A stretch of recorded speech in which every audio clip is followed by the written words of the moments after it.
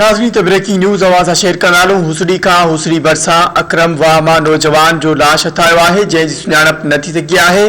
ख़बर जे हवाले सां वाक़ई अपडेट कनालो हिकु बार ॿीहर इलाइक़े वासियुनि जो जे इतला ते पुलिस पहुची लाश पाणी मां ॿाहिरि कढाए इस्पताल मुंतकिल करे छॾियो आहे।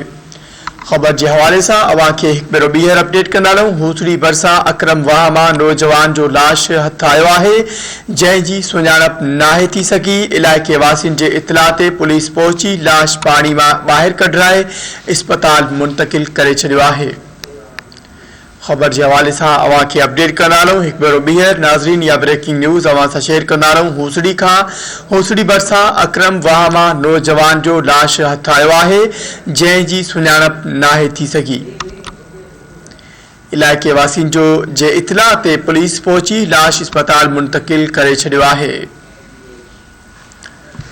ख़बर के हवाले से अवां खे अपडेट कंदा हुसड़ी बरसा अकरम वाहमा नौजवान जो लाश हथ आयो आहे जंहिंजी सुञाणप नाहे थी सघी। इलाइक़े वासियुनि जे इतला ते पुलिस पहुची लाश पाणी मां ॿाहिरि कढाए इस्पताल मुंतकिल करे छॾियो आहे।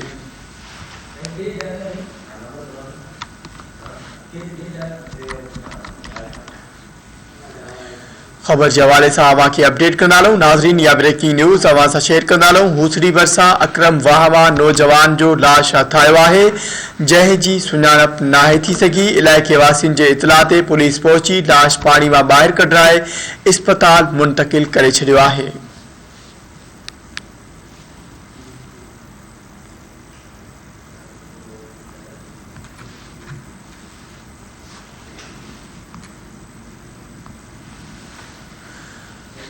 ख़बर के हवाले से नाज़रीन अवां खे अपडेट कंदा हुसड़ी बरसा अकरम वाहमा नौजवान जो लाश हथ आयो आहे जंहिंजी सुञाणप नाहे थी सघी। इलाइक़े वासियुनि जे इतला ते पुलिस पहुची लाश पाणी मां ॿाहिरि कढाए इस्पताल मुंतकिल करे छॾियो आहे।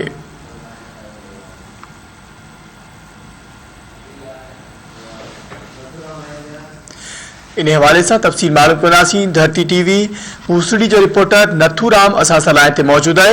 नथूराम अपडेट कजो वधीक छा तफ़सील आहिनि?